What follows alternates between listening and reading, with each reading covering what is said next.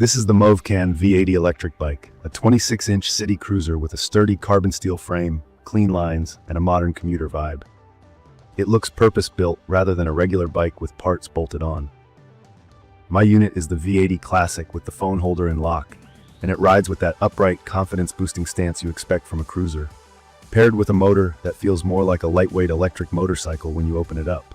Key features that stand out to me are the 1000-watt rear hub motor that peaks around 1500 watts, a 48-volt 13-amp-hour removable battery, a 7-speed drivetrain with a trigger shifter, dual-disc brakes, a front suspension fork to take the sting out of rough pavement, and a simple color display for speed, assist level, and battery. On my bike, the headlight is bright, and the rear lighting package, including brake lighting and turn signals, makes me feel more visible and predictable in traffic. There's also an electric horn that cuts through city noise better than a passive bell. In my opinion, this blend of power and commuter-friendly details is what pulls you toward the V80. From my experience, the motor is the headline. It pushes hard off the line and keeps pulling well past what most e-bikes give you. I clocked a steady 28 miles per hour and sometimes crept into the low 30s on flat roads with a bit of a tailwind. On hills, the claimed torque feels real. I didn't see that usual slow grind to the top. The bike just charges up without drama. If you're new to these terms, pedal assist, pass, means the motor helps when you pedal, with levels that increase the help as you go up. There's also a throttle that moves the bike without pedaling at all. The V80 will do both, and that's where the fun lives. There's a flip side to that fun. The advertised range says up to 70 miles, which is possible only in the gentlest assist, on flat ground, with light riders and lots of pedaling. My rides were nowhere near that. With mixed terrain, a few hills, and using the throttle often, I'd burned 2 bars on the battery gauge in about 10 hilly miles, and I ran 1 full charge dry in about 21 miles when I let the motor do most of the work. That's normal physics. Bigger power costs more energy.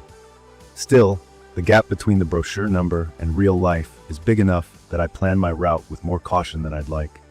The battery and display experience added some frustration. The fuel gauge swings around under load and rebounds when you stop, which is common on basic displays, but makes it hard to know your real remaining range.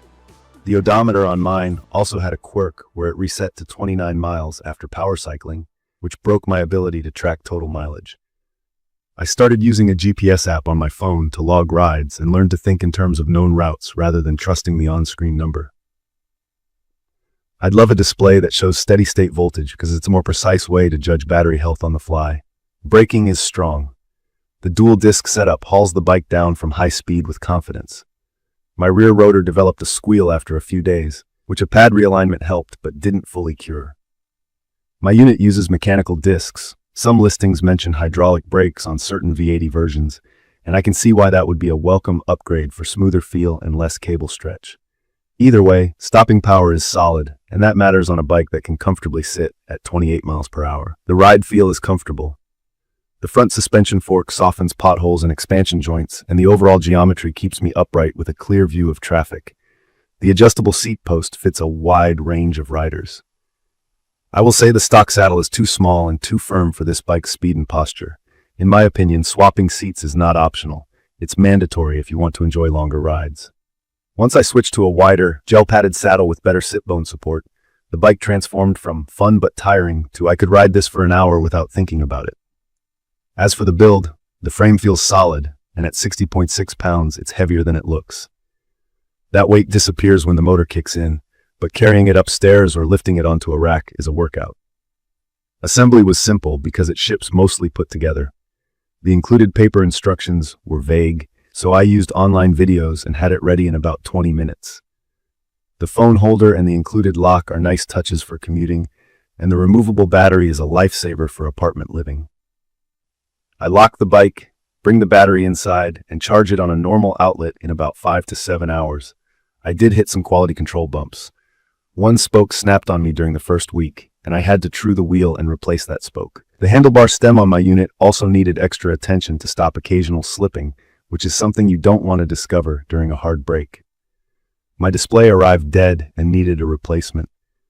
Customer support was mixed, quick to fix the wrong charger and responsive about the screen, but less helpful on another issue I tried to return in the past.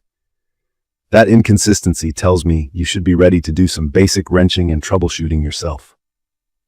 It's perfect for riders who want speed and torque for real-world commuting, who don't mind tweaking a few things, and who will treat the bike as a high-performance starting point rather than a finished product.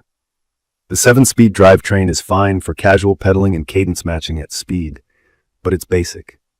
With this much motor, you won't be shifting to conquer hills. You'll be using assist levels and throttle, which is totally fine, as long as you understand that's the design approach. I'd recommend this for power-focused commuters, weekend explorers who like to hit a mix of city streets and light paths, and anyone who wants a fast, confidence-inspiring ride, but is comfortable swapping a saddle, dialing in brakes, and keeping an eye on spokes and bolts for the first couple of weeks. If you want a polished, zero-maintenance experience right out of the box, or if dependable, consistent electronics and guaranteed support are non-negotiable for you, this won't be your favorite match. From my experience, the core drivetrain is the reliable heart of the V80. It always wakes up with serious punch, climbs like it means it, and turns errands into quick hops.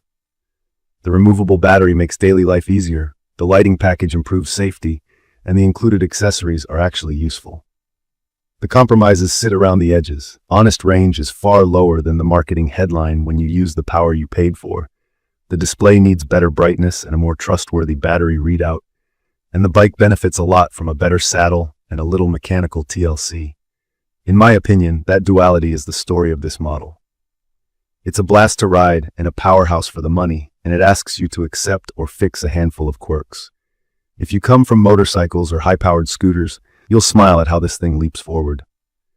If you come from polished-first consumer gadgets, the rough edges will stand out.